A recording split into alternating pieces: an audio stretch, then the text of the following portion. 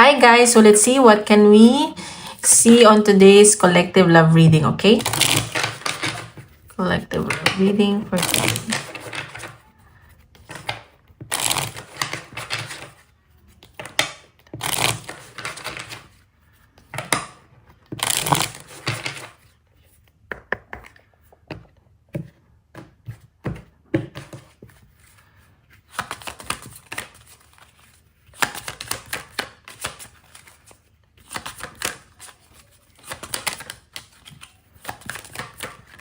Okay, sanctuary. So, sa nakikita ko dito, nagre-relax kayo. Baka nagki-cleanse kayo. Gusto nyo ng bagong energy. Gusto nyo ma-refresh. And pagdating sa connection nyo, may mga gagawin kayong actions. Ayan. So, siguro, magde-date kayo ng person mo, ganun. Or, basta may gagawin ka dito. And may malalaman ka din dito na katotohanan na makapagbibigay sa'yo ng freedom. Alam mo yun, parang mabubunutan ka ng tinik. Ganun yung nakikita ko. Parang may mabubunyag na katotohanan. Like, parang nakahinga ka ng maluwag. Ganun. Tingnan natin. Love reading para sa mga collective. Guys, paalala lang ha, hindi lahat ay makaka-resonate. So, take what resonate and leave what doesn't. And don't forget to hit like and subscribe para updated kayo sa videos na i-upload ko. Sa mga gusto mo pa private reading, message na lang ako sa Facebook or sa Instagram, nasa description box below. Pero lalagay ko na din siya sa comments kasi may mga nagtatanong eh. Okay, love reading ng collective.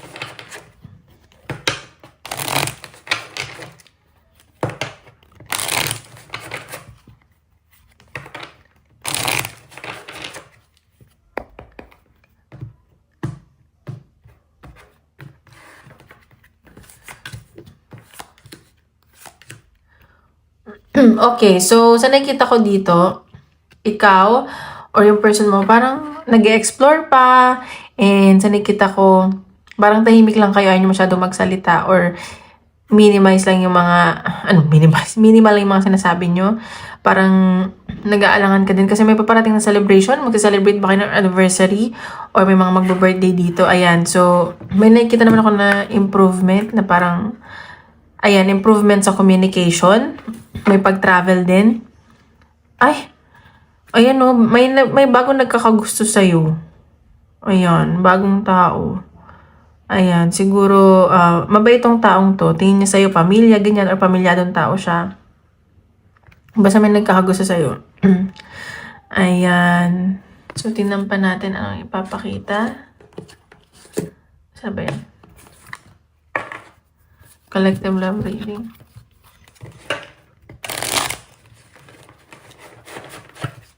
Oops.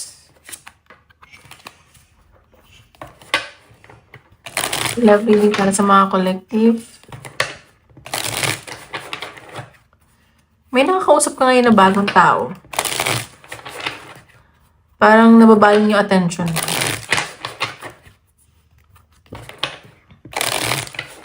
Okay. Love reading ng mga collective. Tingnan natin ano yung papakita. Nafe-feel ko yung may mga nakakausap dito or bagong tao sa buhay nila. Mabait itong taong to. Masaya siya pagkausap ka, ganun. Mabait din siya. Gusto ka niya. Tingnan natin. Love reading ng mga collective. Okay.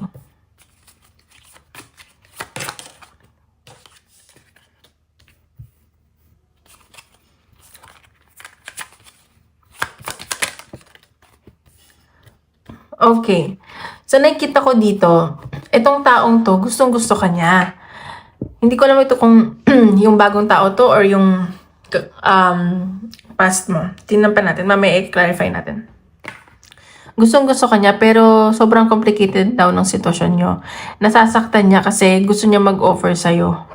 Pero, parang may pumipigil, ganun. Parang, may involved na third party din. It's either meron siya someone from the past or marami siyang options. Ayan. Ayan o, dalawang tao talaga yung involved sa'yo. And yung isa talaga involved din. Nakakatawa. eh, sa lahat, so, ganito. Kung yung person mo may option, sa nakikita ko, ikaw yung pinakagusto niya. Parang hindi siya masaya dun sa kasama niya ngayon, kung someone from the past. Or kung marami siyang option, ikaw yung pinakagusto niya. Ikaw yung nakikita niya ng potential. Like, basta ikaw talaga yung gusto niya. Conflict lang eh. Ayan, may third party. Ako nasi-sense. Baka ito yung madidiscover nyo. Ay, teka lang, tinan pa natin. Mali. Natin, let's ako. Love reading ng collective.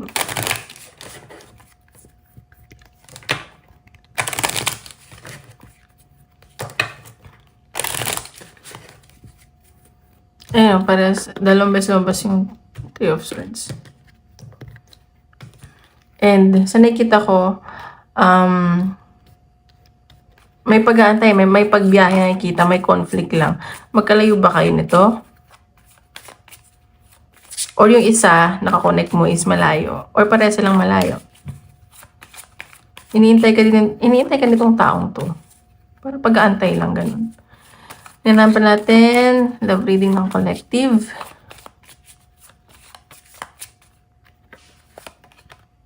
Crossroad. Ayan. He or she is in a crossroad. Hindi niya alam kung ano pipili niya kasi may involved na iba eh. It is someone from the past or marami siyang option. Nag-hesitate siya. Pero kung ako yan, kung gusto mo ako, bakit di mo kaya i-pursue? So sa ganito, baka kasi nai-intimidate siya sa'yo.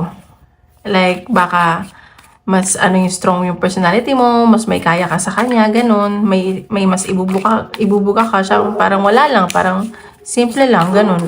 So, tingnan pa natin. Love reading ng collective. Ayan, no? So, ano ba to?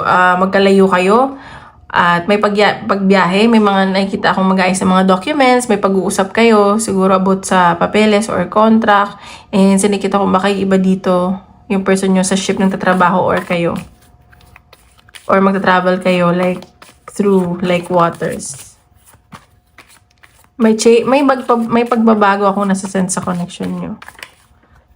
Tignan pa natin. Love reading ng collective. Ayan no. Sabi ko na may conflict. And sa nakikita ko, parang nahihirapan din tong taong to. And siguro busy din siya sa work. Baka yun yung third party na traumatically baka sa trabaho. And yun yung nagiging conflict is yung career niya baka hindi masyadong okay. Ayan no. And parang nalulungkot itong taong to. Baka nagkakasakit. Ayun. Pero nakita ako na may message na parating. Baka mag-usap kayo or siya mag-message sa'yo hindi mo inaasahan. And very passionate tong taong to sa'yo. Alam mo yun. Tingnan pa natin. Parang napapagod ako. Parang yun yung energy nyo or yung person nyo. Tingnan pa natin. Napapakita. Love reading. Collect.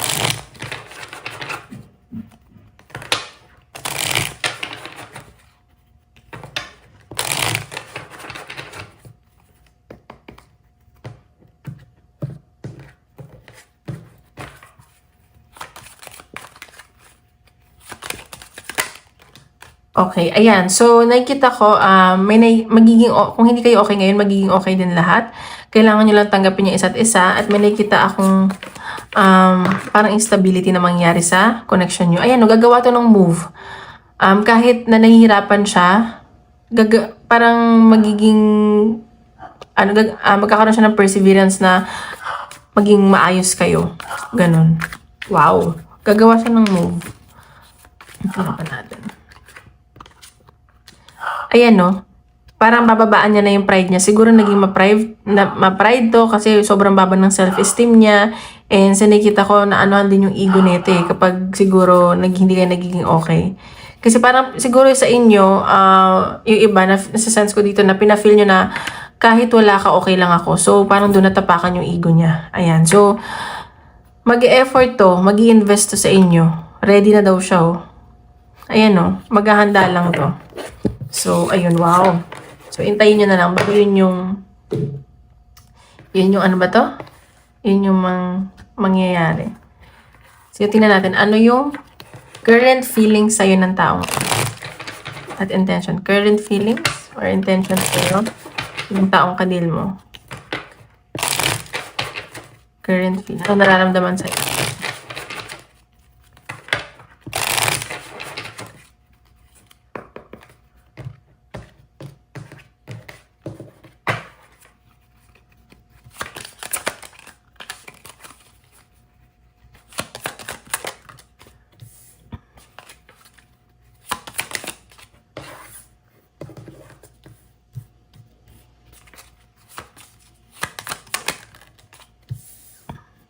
Current feelings.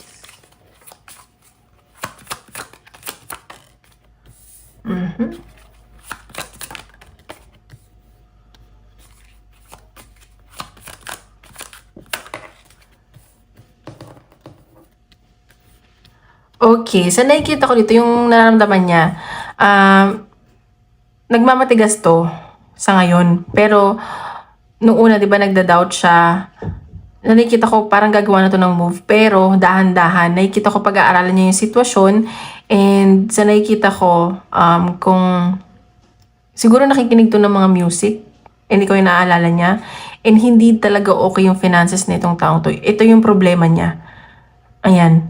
Kasi, alam mo kanina nag-flip to ng reverse. Gusto ko sana siyang ayoko sana mag-ano ng reverse, pero nafe-feel ko, sabi ng spirit na reverse dapat yan. So, ito yung hangman, di ba? Parang hindi siya sigurado.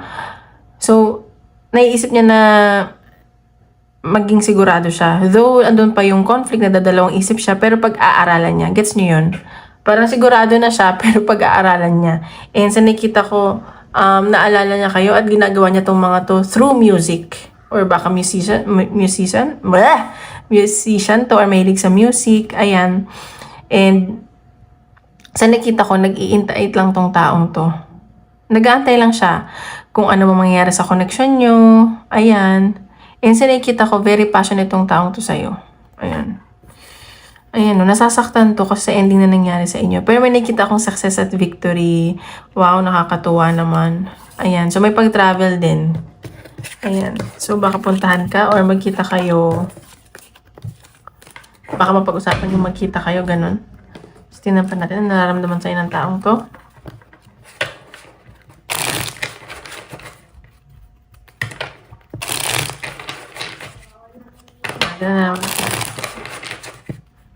Nararamdaman natin. Tingnan natin anong nafe-feel sa'yo ng taong to.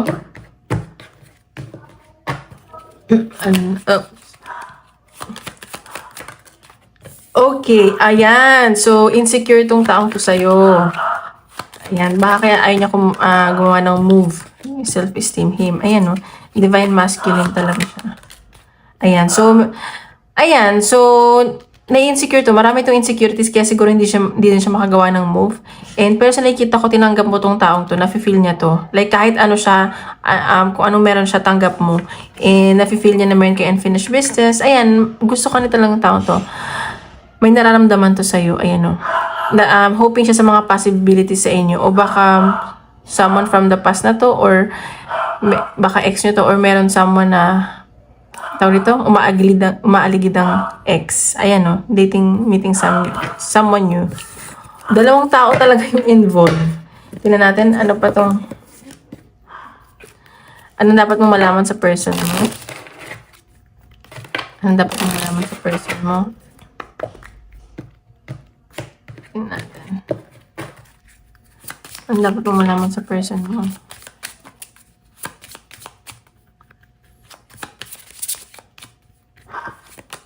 Open up your heart. So, ito, mag-open up na to sa'yo.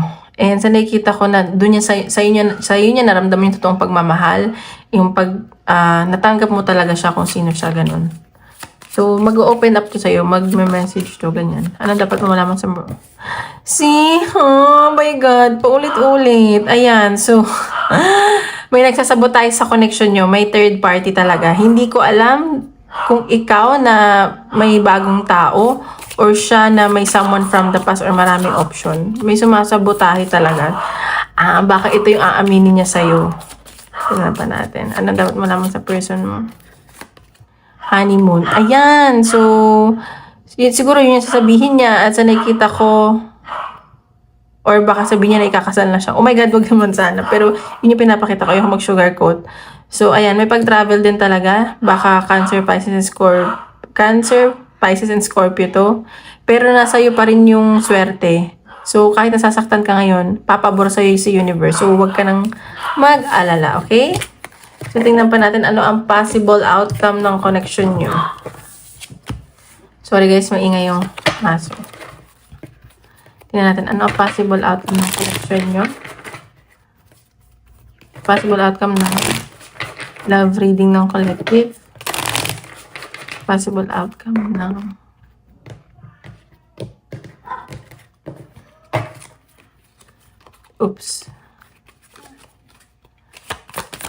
ang possible outcome? Ayan. Oh my God, new beginning. May transformation. Possible outcome sa connection niyo. Okay. Possible.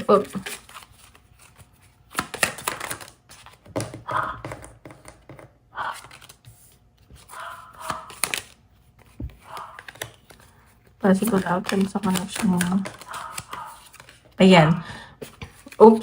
Okay, so nakikita ko dito, may new beginning, may transformation na mangyayari sa inyo. Pero ikaw to, magiging matalino ka na, magfo-focus ka na sa finances mo. Kasi parang magiging cold ka sa kanya and magtataka siya. And may hirapan tong taong to. Kasi aabot sa point na parang napagod ka na din, ganun. So, masasaktan to. Pero sa nakikita ko, may transformation na mangyayari. Ikaw, parang mag-move on ka, mag-walk away ka sa sitwasyon na to. Parang malalaman mo yung worth mo eh. Parang hindi mo na tatapusin, parang mag-move forward ka na. May completion na mangyayari sa connection nyo. Pero mag-o-offer tong taong to. Hello, tingnan nyo. Mag-o-offer tong taong to, pero hindi agad-agad. Pero yung pag-offer nito, grabe, matutuwa ka. Nakikita ko na puro siya ng pagmamahal, ng hope. Ayan oh my God, may pag-travel, tsaka communication. Pero ikaw, marami kang options, marami nagkakagusto sa'yo. Oh my God, ayan. Hala, grabe naman. Ayan, so tingnan pa natin. Ano ang message sa'yo anong gusto sabihin sa'yo ng person mo? Anong gusto sabihin sa'yo ng person mo? Anong gusto sabihin sa'yo ng person mo? Anong gusto sabihin sa'yo ng person mo? Anong gusto sabihin sa'yo ng person mo? See, I want to tell you how I feel. Ayan, oh. Siguro hindi na ito makatulog. I'm afraid to contact you. Ayan, gusto niya sabihin sa'yo kung ano nararamdaman niya. Yung totoo. Pero natatakot siyang mag-message sa'yo or kontakin ka kasi baka i-reject mo siya. At ayaw niya mangyari yun. Ayaw niya nare-reject siya kasi natatabakan niya yung ego niya. Ayan, I wonder if you are happy without me. Siguro nakikita niya na masaya ka na talaga or nagwa-wonder siya kung namatay yung ilaw. Kung masaya ka pag wala siya. Ayan. So, ayan yung message niya. So, tingnan pa natin. Anong message sa inyo ni Universe?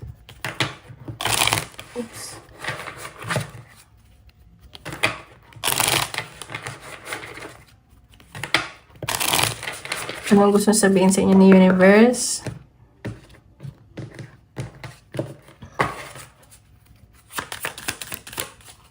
Anong gusto sabihin ni Universe sa mga collective?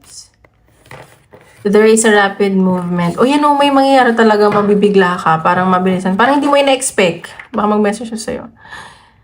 This situation will result in bad karma. So, nasa-sense ko dito, kung napaiyak ka man niya, nasaktan ka man niya, siya yung makakarma, hindi ikaw. Ayan. Your intentions are not clear. So, siguraduhin mong yung intentions mo ay clear din. Tingnan pa natin. Ano gusto sabihin sa inyo, Universe? Sasabihin sa inyo, Universe.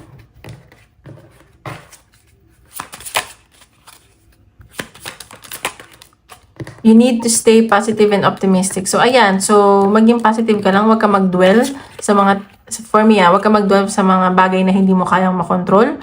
So, maging positive ka lang, stay optimistic. I mean, it sounds cliche, pero isipin mo, lahat na nangyari ay may dahilan. Pero, kung magiging positive ka at optimistic, yun din ang bibigay sa iyo ni universe. Okay? So, tingnan natin advice for you, the universe. Advice ni universe for you. Tingnan natin.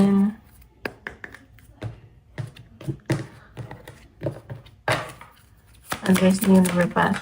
Ayan. You can always rewrite the story. So, ayan, pwede ka daw magsimula ulit. Hindi dahil ganyan na nangyayari sa buhay mo, ganyan na habang buhay. So, you can rewrite your fate, your story. Alam mo yun, hindi habang buhay na parang ang daming kontrabida at masama yung nangyayari sa'yo. It depends on you. Ayan take control of your own narrative. Ikaw pa rin ang makakakontrol sa mga bagay na nangyayari sa buhay mo. Huwag kang mag-dwell sa ibang tao, okay? So, ayan, isip kayo ng question. Tingnan natin anong salugot ni universe.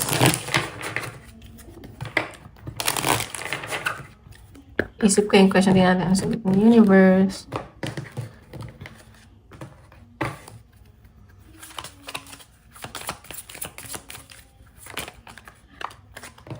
Ayan. So, choose a new direction. So, kung may ibang option ka daw, yun daw yung piliin mo. At sa bago ka na daw, huwag ka na daw sa luma. Ayan. Improving health. So, ingatan yung mga health ninyo, yung iba dyan. Okay? Ayun lang guys. Maraming salamat po.